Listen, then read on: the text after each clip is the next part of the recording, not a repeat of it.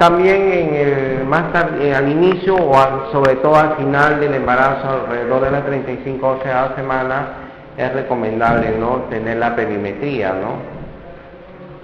Porque por un lado nosotros podemos tener incompatibilidad cefalopélvica, bien porque el bebé es muy grande o está en una mala presentación, ¿no?, bien en situación transversa o podálico o deflexionado, pero por el otro lado que nos puede dar incompatibilidad cefalopélvica, problemas en la pelvis, ¿no?, las estrecheces. Y para eso tenemos que determinar, ¿no?, la compatibilidad pélvica, ¿no? Y para eso nos valemos de la perimetría. Entonces, la pelvis, dice por ejemplo esta pregunta: ¿cuál de las siguientes determinaciones del estrecho pélvico se refiere al plano medio en una perimetría? Entonces,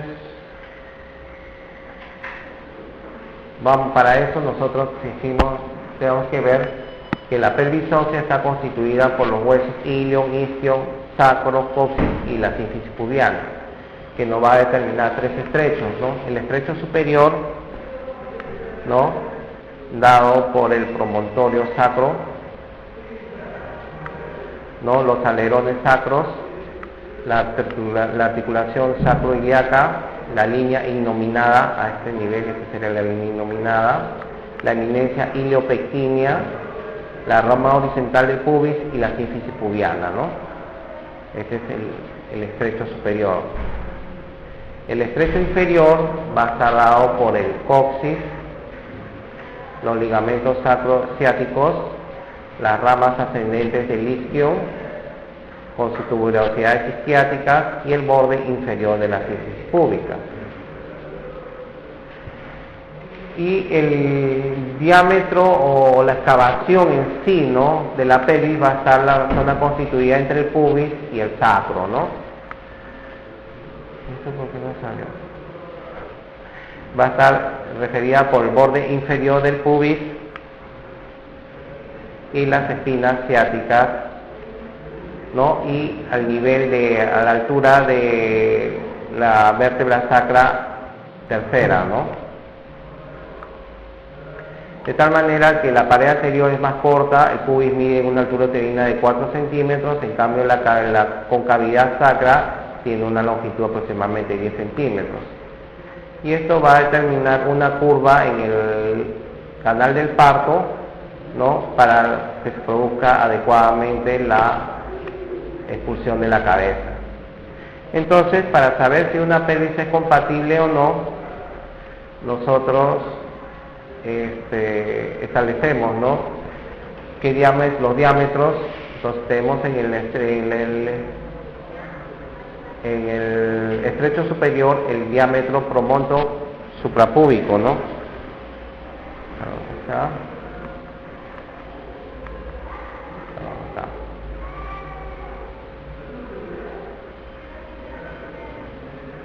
Este sería, ¿no?, acá.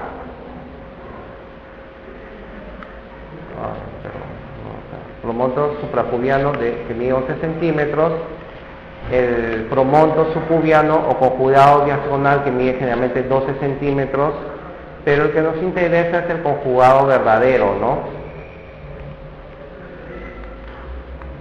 que es lo que tiene que atravesar la cabeza fetal. Entonces, nosotros, teniendo que el conjugado diagonal entre el promontorio y el borde inferior del pubis mide 12 centímetros, a esto le restamos 1.5 centímetros para situarnos detrás del pubis, ¿no? Y eso debe tener como medida mínima 10.5 para hacer una pelvis compatible.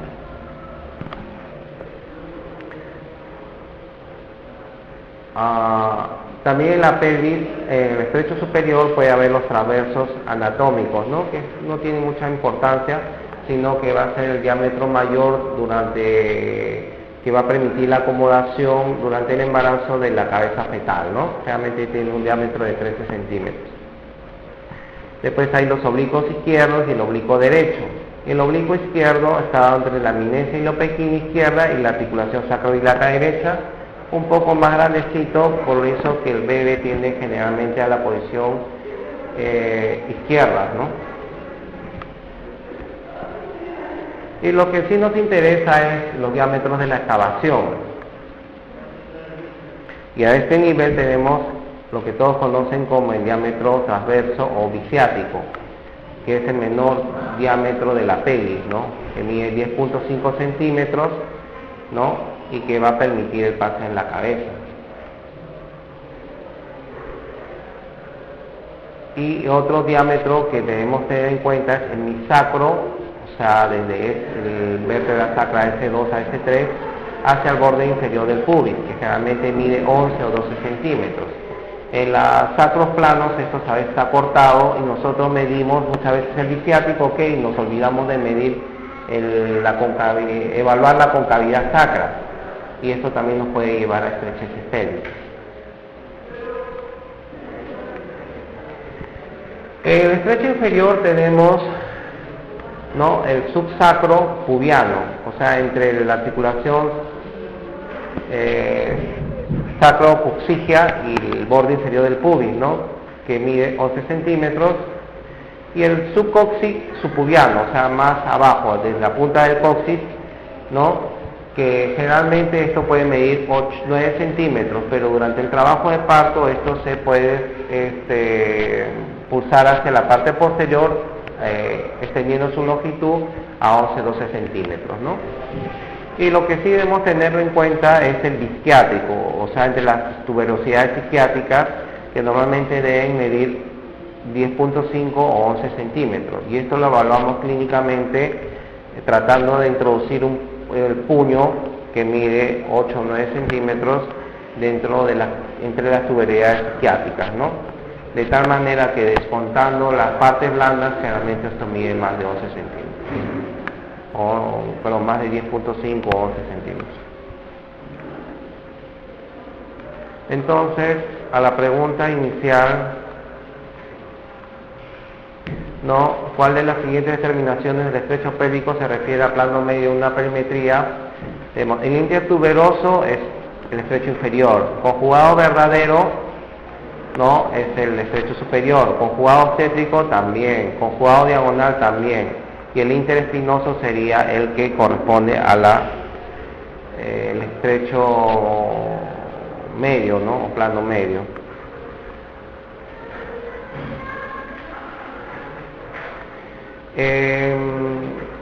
También para ir viendo durante el trabajo de parto el descenso de la cabeza nos ayudamos, ¿no?, de los planos de Hodge, ¿no?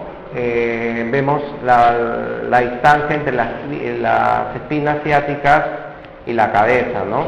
Entonces, por ejemplo, una cabeza que el punto más declive está a la altura del promontorio, en el plano entre el promontorio y la borde superior del pubis sería un primer plano de Hodge.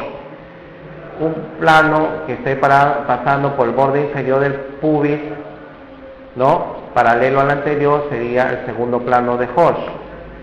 El tercer plano de Hodge estaría al nivel de las espinas ciáticas. Y el cuarto plano de Hodge estaría a nivel del borde inferior del coxis. De tal manera que nosotros podemos decir que una presentación está encajada cuando se encuentra a nivel del tercer plano de Hodge, ¿no?, o a nivel del plano correspondiente a las espinas ciáticas.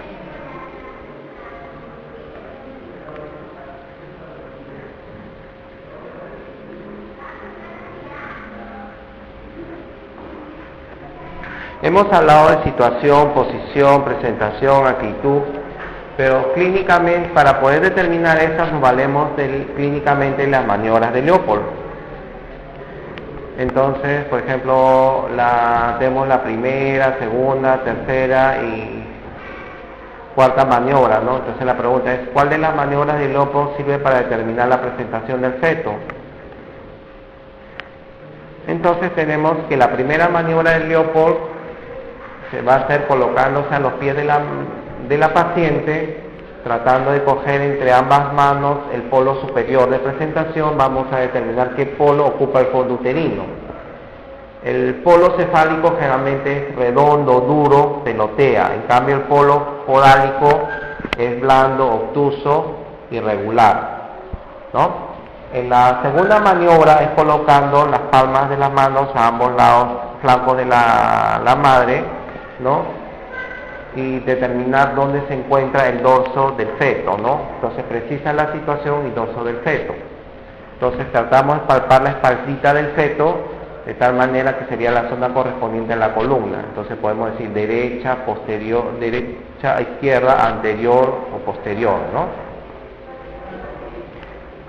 En cambio, la tercera maniobra precisa palpar la presentación, el polo de presentación del feto. Entonces nos valemos para reconocer el polo igual que en la primera maniobra, ¿no? El polo cefálico es duro, redondo, en cambio el otro es irregular, obtuso, blando, ¿no? Y esto se consigue tratando de coger entre los dedos la parte de presentación. Y la cuarta maniobra, que muy poco se realiza, ayuda a correlacionar la anterior maniobra, o sea, la presentación, ¿no? Y determinado el grado de flexión de la cabeza. De tal manera que la mano que logra introducirse más dentro del pubis estaría determinando, ¿no? La que corresponde al dorso del feto se introduce más abajo que la otra que está a la altura de la cara, el feto está flexionado. Pero si la mano que está palpando la cara del feto se introduce más dentro del pubis, no, que la que está en el dorso, el feto estaría deflexionado, ¿no? O sea, acá ustedes, por ejemplo, el feto está en longitudinal cefálico izquierdo, ¿no? La mano izquierda se introduce más dentro de las ramas del pubis y la otra que está en la cara está más arriba.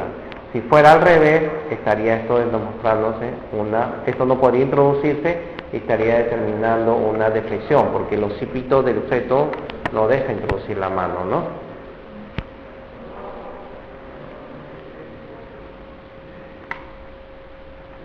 Esto es lo que les comenté hace un momento, cuál es la siguiente cifras con relación a la altura uterina, ¿no? Con la edad gestacional. Le dije entre la 18ª semana y la 36ª, ¿no? Si no, ¿qué pasa? El bebé crece normal 34, 35, 36 centímetros, ¿no? Pero después viene el fenómeno de aminoramiento, o sea, el encajamiento del feto, alrededor del octavo mes, 35, 36ª semana. Entonces, esa altura va a disminuir. Por eso que algunos correlacionaban, decían, no es entre la 18 y 36, mejor es decir, no entre la 18 y 32ª semana, ¿no? Entonces por eso que la pregunta acá han puesto, pues, de estas, nosotros podemos correlacionar la altura uterina y la edad gestacional, dije desde las 18, acá han puesto de la 20 a la 31 semanas, ¿no? Esa sería la respuesta, ¿no? No más.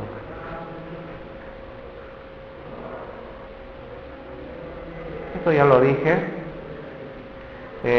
Clínicamente el fondo del útero va a estar a la altura del ombligo a las 20 semanas, a la mitad entre el ombligo y la sínfisis, 16 semanas, y a la mitad de distancia entre el ombligo y la apéndice sifoides alrededor de la 28ª semana, ¿no?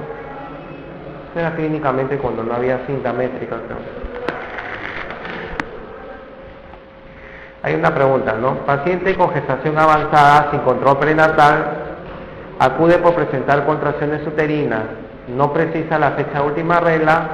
¿Cuál es el parámetro más exacto para determinar la edad gestacional? Ecografía previa en el primer trimestre, fecha de inicio de las náuseas y vómitos, medición de la altura uterina, fecha en que percibe los movimientos fetales. Fecha en que percibe los movimientos fetales decimos que es bastante tardío, ¿no? 18, 20 semanas. Medición de la altura uterina, también por ahí, ¿no?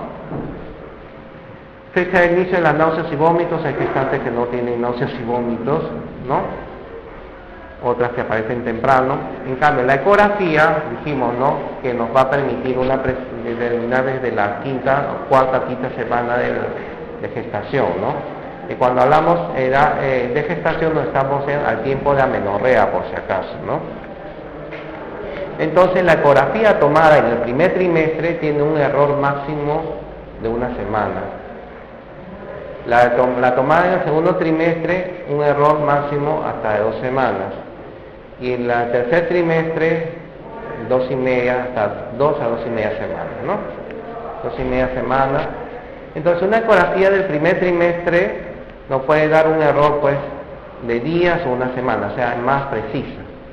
Por eso toda gestante apenas tenga amenorrea es recomendable que debe diagnosticarse su gestación con una ecografía, ¿no? Que nos va a permitir mucho el manejo de la patología obstétrica, porque vamos a ver que el manejo de la patología mucho se va a tener en cuenta en la edad gestacional, porque tenemos que saber cuándo un bebé está en capacidad de sobrevivir fuera del vientre materno, tanto en preeclampsia, RPM, embarazos múltiples, amenazas de partos pretérminos, ¿no? Cuándo se puede permitir que el bebé nazca.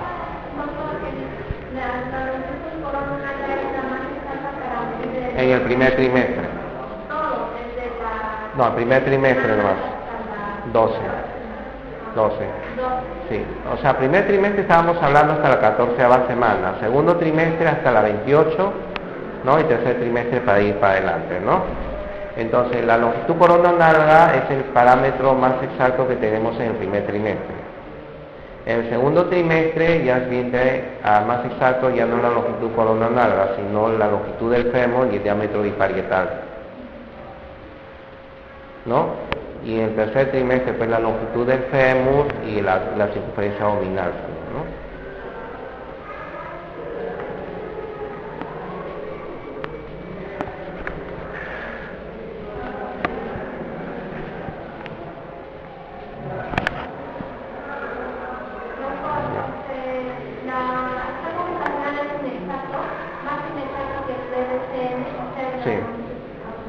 El saco gestacional tiene 3 dimensiones, no es una...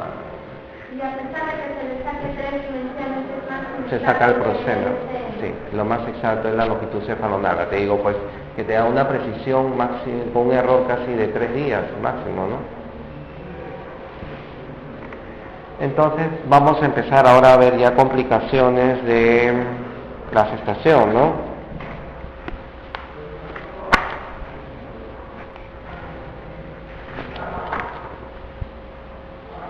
Entonces, la hiperemesis gravídica, generalmente dijimos, ¿no?, que uno de los cambios presuntivos del embarazo relacionados a la gonadotropina estaban las náuseas, ¿no? Pero generalmente todas las pacientes tienen, ¿no? Pero tienen náuseas, pero les permite ingerir alimentos, no les lleva a deshidrataciones o desnutrición, ¿no? También hay una entidad que va a producir deshidratación con cambios electrolíticos que se llaman la hiperemesis gravídica,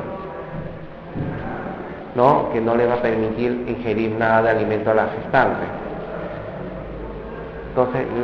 Entonces como no le permite alimentarse vía oral a la gestante, le puede llevar a complicaciones, ¿no? Tenemos la deshidratación, la impotención, la hipercalemia, hipernatremia, encefalopatía de Wernicke. Entonces, la encefalopatía de Wernicke está referida a la presencia de nixtamus, ataxia y confusión mental, ¿no? Por la deficiencia de tiamina. Entonces, ¿cuál de estas complicaciones sería la más severa? La deshidratación, la hipotensión, encefalopatía de Wernicke, hipercalemia o hipernatremia, ¿no? No se considera la encefalopatía de Wernicke, pues una encefalopatía, ¿no? Entonces la encefalopatía de Wernicke es la complicación más severa de la preeclampsia, ¿no? Que es la hiperemesis gravídica. Entonces, ahora vamos a ver de qué se refiere preeclampsia, ¿no? Es la presencia de hipertensión y proteinuria durante la gestación, generalmente después de la 20ª semana, ¿no?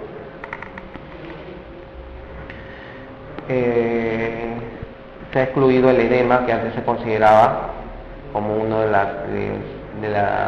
los signos de la triada para definir preeclampsia. Actualmente nomás hipertensión y proteinuria, ¿no?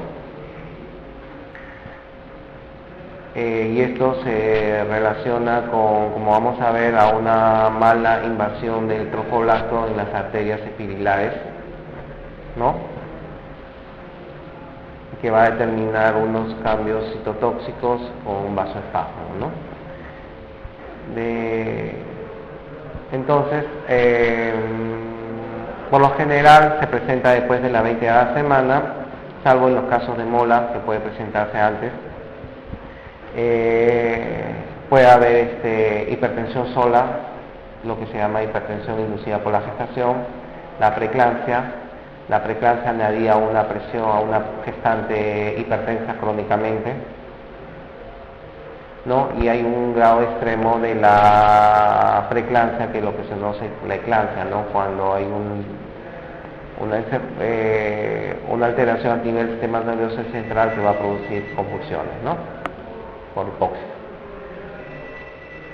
Entonces, una gestante del tercer trimestre nulípara sin antecedentes previos, con presión arterial de 160/100 y proteinuria de 3 gramos en 24 horas, ¿cuál es el diagnóstico más probable? Hipertensión transitoria, lo que se llama hipertensión inducida por la gestación, ¿no? La preeclampsia leve, la eclampsia, la hipertensión crónica o preeclampsia severa. La preeclampsia severa la definimos cuando se está produciendo daño en órganos terminales, o sea, se está produciendo daño a nivel renal, hepático, hematológico, ¿no? A nivel del sistema nervioso central. En cambio, una hipertensión más proteinuria, pero que no produzca daño en estos órganos, se establece como preeclampsia leve. Entonces, para clasificar arbitrariamente, ¿no?, se ha establecido las cifras de presión arterial. Entonces, para definir hipertensión nosotros definimos como mayor de 14, 140/90, ¿no? Entonces, a partir de ahí sería preeclampsia leve. Y cuando hablamos de severa, cuando también tenemos una hipertensión severa, ¿no? Mayor de 160/110, ¿no? Y los grados de proteinuria nos está hablando también de gravedad. Generalmente se ha definido, todavía se conserva, según la COF, 5 gramos de proteínas en 24 horas, ¿no?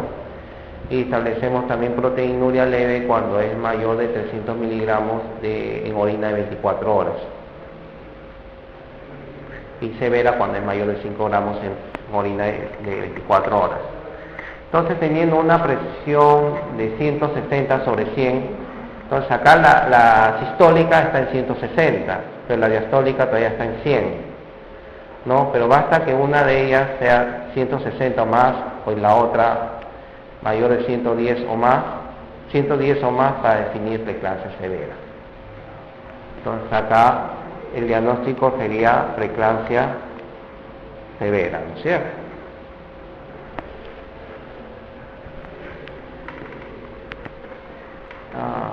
Entonces la preeclampsia va a estar definida, ¿no?, por una mala invasión y trofoblástica que no va a permitir una adecuada transformación de las arterias epidilares, produciendo daños citotóxicos con liberación de citoquinas que nos van a producir vasoespasmo a nivel general de la circulación. Y esto está relacionado a reacciones inmunológicas, ¿no? Y generalmente se da en las nulíparas. Entonces, generalmente factores de riesgo es pacientes menores de 18 años o nulíparas, ¿no? Y también cuando hay se condiciona esto cuando hay alteraciones vasculares, ¿no? Como van a ver, la hipertensión crónica, la diabética, ¿no? La gestante añosa también, ¿no?, tiene una predisposición a no hacer una adecuada transformación de las arterias epidilares, ¿no? Entonces, en las gestantes mayores también es frecuente la preeclampsia, nulíparas, oprimidas, y también con factores. Cuando ustedes hablan de factores de riesgo, vamos a ver factores causales y factores asociados. Causales, por ejemplo, acá teníamos, por ejemplo,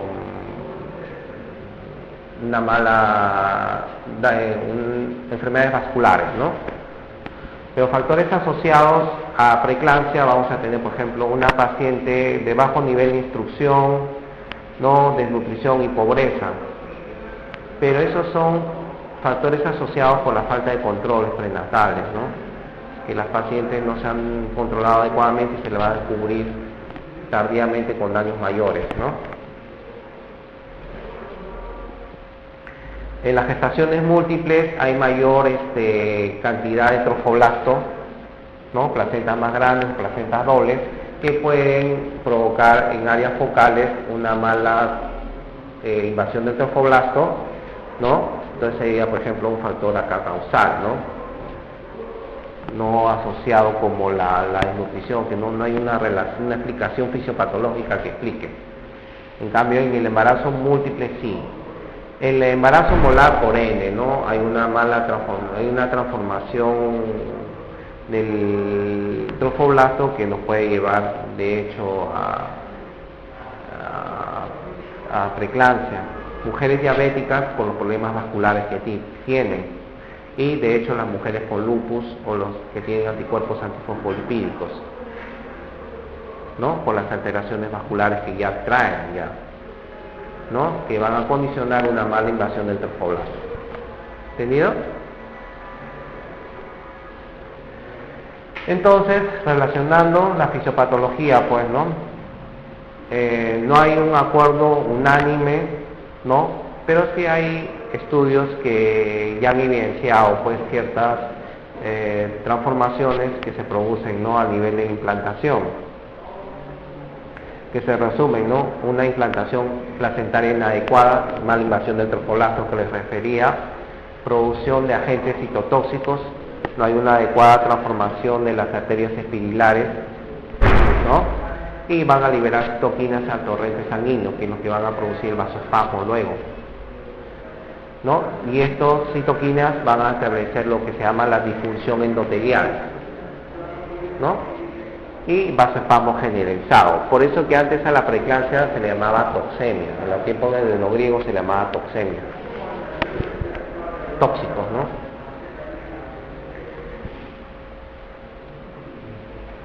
Entonces tenemos una implantación placentaria inadecuada, entonces tenemos alteraciones previas al embarazo, como los problemas vasculares que le dije, dificultan el normal desarrollo del trofoblasto y determinan la presencia de isquemia uteroplacentaria. Como ejemplo de estas alteraciones previas tenemos el lupus, los anticuerpos antifosfolipídicos o la diabetes. Y esta dificultad de desarrollo del trofoblasto actuaría produciendo alteraciones en los vasos de la circulación uterina. Esto produciría factores citotóxicos, ¿no?, en la fase entre el trofoblasto y la decidua, con la generación de agentes nocivos, uno de los cuales son los lipoperóxidos, que aumentarían en la placenta, y estos aumentarían el estrés oxidativo, aunándose, ¿no?, a la disfunción y lesiones vasculares que se están produciendo por la mala invasión trofoblástica. Se ha visto también que aumentarían proteínas proinflamatorias, ¿no?, ya que en el cultivo de las células endoteliales de las arterias espirilares se ha visto el incremento del factor de necrosis tumoral alfa y la interleuquina 2. Entonces las células trofoblásticas serían las probables inductoras de la disfunción endotelial, ¿no? Una mala invasión de estas trofoblastos en la pared de las arterias espirilares producían esta disfunción endotelial, ¿no? Entonces, uno más de los agentes plasmáticos citotóxicos que estarían liberándose actuarían sobre las células endoteliales ya a nivel sistémico, O sea, las citoquinas se liberan y no actúan solamente localmente, sino a nivel de los vasos del hígado, del riñón, de la retina, todo, ¿no? Entonces, habría un desequilibrio de las sustancias vasodilatadoras con las vasoconstrictoras, a favor de las vasoconstrictoras. Entonces, de equilibrio de las prostaglandinas I2, que son vasodilatadoras, y aumento de los tromboxanos, que van a producir vasoconstricción. Y la disfunción y posterior lesión endotelial también va a llevar, por la liberación de estas citoquinas, a la activación plaquetaria y formación de pequeños trombos. Por eso que una preeclampsia, sobre todo el síndrome de HELLP, ¿no?, puede llevar a coagulación intravascular diseminada en el 10%, ¿no?, o el déficit de flujo sanguíneo y placentario a otros órganos, ¿no?, por la asociación de las trombosis con la vasoconstricción. Entonces tenemos tanto en el territorio placentario como en otros sitios un vasoespasmo y una activación placentaria, que es lo que nos va a producir el daño terminal, órgano terminal, ¿no?, con hipertensión, afectación de la placenta, muerte fetal, afectación renal, afectación hepática o afectación nerviosa, ¿no? A nivel renal se va a producir una endoteliosis glomerular que va a facilitar la filtración de proteínas con la pérdida, ¿no?, de proteína florina, que va a ser reversible, disminuyendo la filtración glomerular con aumento de la creatinina sistémica también, ¿no? A nivel de la función hepática va a haber isquemia a nivel de los vasos del hígado, que nos puede llevar a la necrosis tisular, ¿no?, con la liberación de las transaminasas y hemorragias, ¿no?, que cuando son muy avanzadas pueden distender la cápsula de Gleason, pueden producir ese dolor que se describe como signo premonitorio de eclampsia, en el dolor en el hipocondrio derecho, ¿no?, cuando ya está bien avanzado eso, ¿no? Afectación nerviosa, ¿no?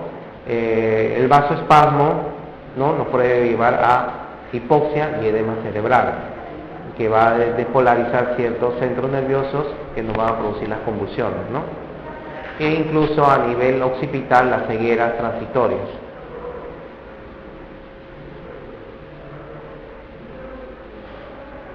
Entonces, acá todavía está esto, ¿no? La preeclampsia pues está definida como hipertensión y proteinuria. Edema todavía acá lo borran, ¿ya? Edema ya no entra en la cuenta. Y la eclampsia es la presencia de preeclampsia más convulsiones. Entonces tenemos la preeclampsia severa, definida, ¿no?, como una presión arterial mayor o igual de 160 sobre 110, en una paciente de reposo en cama, una proteinuria de 5 gramos o más, o en la forma cualitativa de 3 o más cruces, ¿no? La presencia por daño renal, oliguria, síndrome vasculoespasmódico en diferentes sistemas, puede haber edema pulmonar, cianosis y trastornos hepáticos también, ¿no? Entonces, para ir graficando esto, en una gestante del tercer trimestre nulípara con antecedentes previos, sin antecedentes previos, con presión arterial 160 sobre 100 y proteinuria de 3 gramos, esto es repetido lo anterior, ¿no? Esa es una preeclampsia severa. Factores de riesgo, ya lo dijimos, factores asociados socioculturales y factores más relacionados a la fisiopatología, ¿no?, como las alteraciones vasculares, ¿no? Acuérdense, ¿no?, cuando vengan factores vasculares, todo lo que produce afectación vascular puede producir preeclampsia, ¿no? Y los otros, pues la falta de controles, ¿no?, pobreza, desnutrición, ¿no?, madre adolescente a veces también puede entrar ahí, ¿no? Y sobre todo en el primer embarazo. Por el primer embarazo se va a dar el reconocimiento inmunológico entre los anticuerpos paternos y antígenos maternos, ¿no?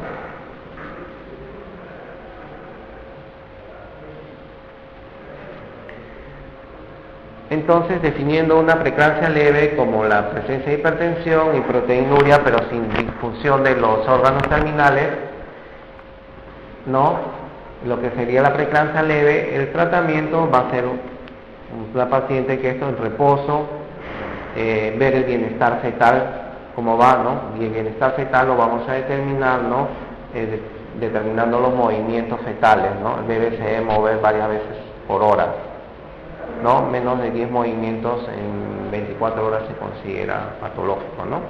Progresivamente mínimo se debe mover una vez por hora, sobre todo más en la noche. A la ultrasonografía, en una paciente con preeclampsia leve, vamos a ir determinando el crecimiento fetal, porque si el bebé no crece, lo está afectando, ya se considera un signo de preeclampsia severa, ¿no? La determinación del volumen de líquido amniótico. Si el bebé está estresado, no va a orinar, entonces va a haber menor líquido amniótico, entonces ya sería también un signo de preeclampsia severa, ¿no? Si las evaluaciones tanto de crecimiento y el líquido amniótico están normal, se pueden repetir las ecografías cada 2 semanas.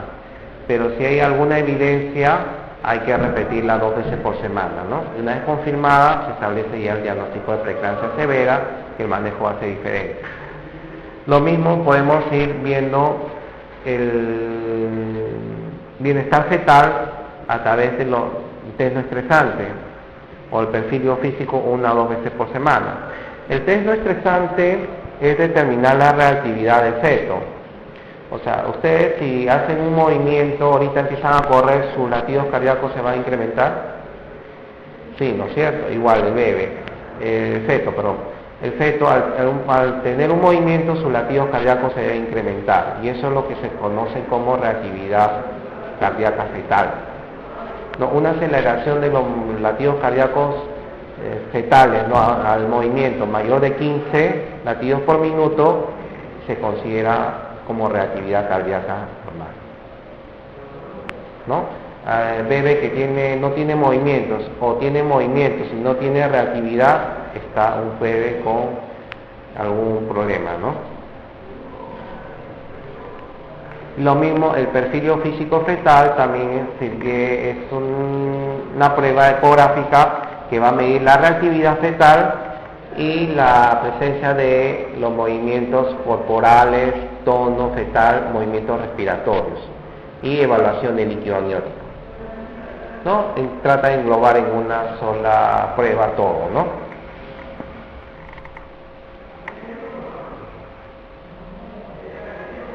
Ahora, pero si nosotros tenemos una preeclampsia leve con un feto maduro o a término, convendría seguir observándola, sabiendo que una preeclampsia leve puede evolucionar en horas o días a una preeclampsia severa. Entonces, si tenemos un feto a término, hay que terminar esa gestación, ¿no? Algunos autores son más drásticos, ¿no? Esperan madurez pulmonar 35 semanas y todo paciente con preeclampsia termina la gestación. Otros tienen por norma, ¿no? Si es preeclampsia leve, asegurar que el feto llegue a la gestación a término con chequeos periódicos, ¿no? Pero una vez que ya se alcanzó la madurez completa, ¿no?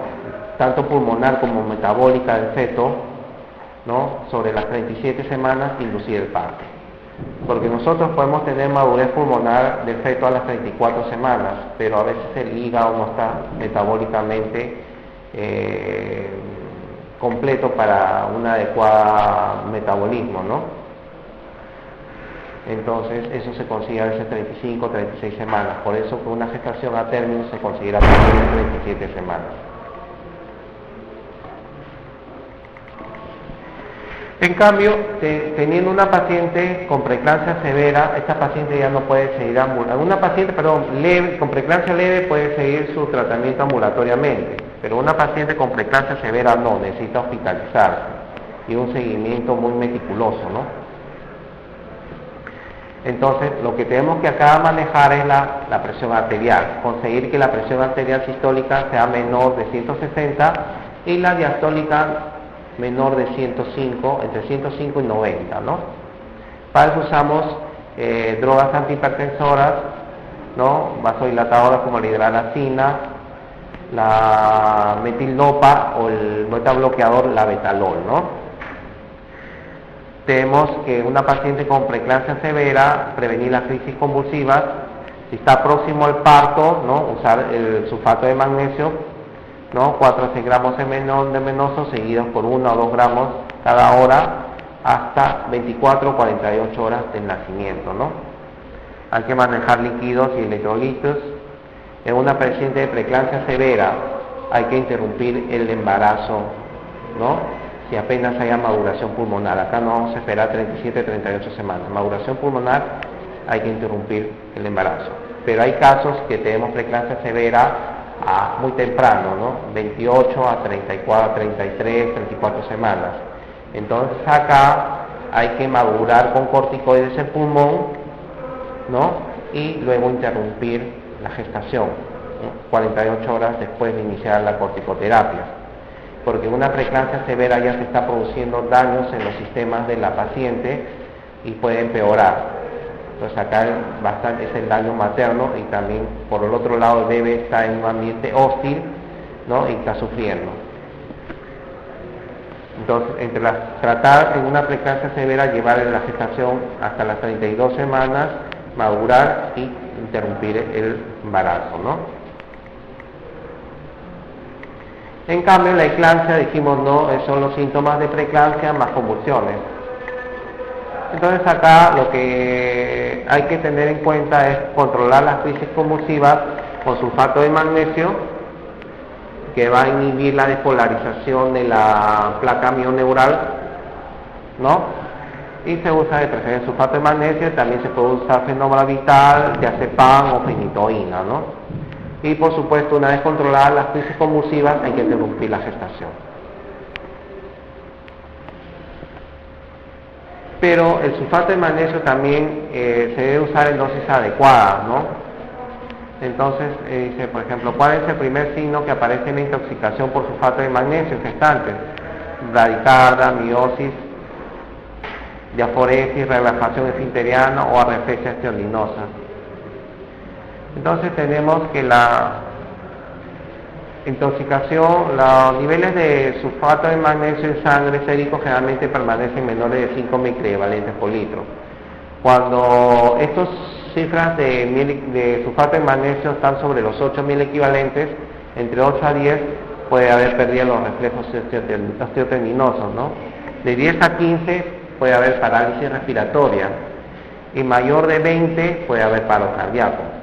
Entonces no es por poner sulfato de magnesio, sino que hay que ir controlando la presencia de los reflejos tendinosos y la frecuencia respiratoria, ¿no? Entonces hay una pérdida de reflejos tendinosos, suspender el sulfato y dosar las cifras de sulfato, ¿no? Y si hay una eventualidad, usar como antídoto el gluconato de calcio.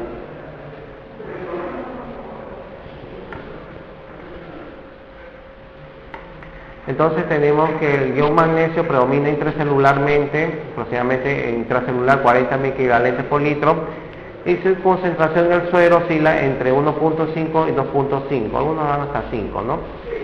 Produce vasodilatación cerebral, disminuyendo la isquemia cerebral, que estaba dada por la preeclampsia, inhibiría una enzima, NMDA, disminuyendo el daño hipóxico celular, no atraviesa la barrera hematoencefálica, no va a deprimir al bebé, bloquea el impulso nervioso motor al músculo periférico, su principal mecanismo de acción, ¿no? Ya que se haya estrechamente vinculado con los procesos de contracción muscular y síntesis de proteínas, ¿no?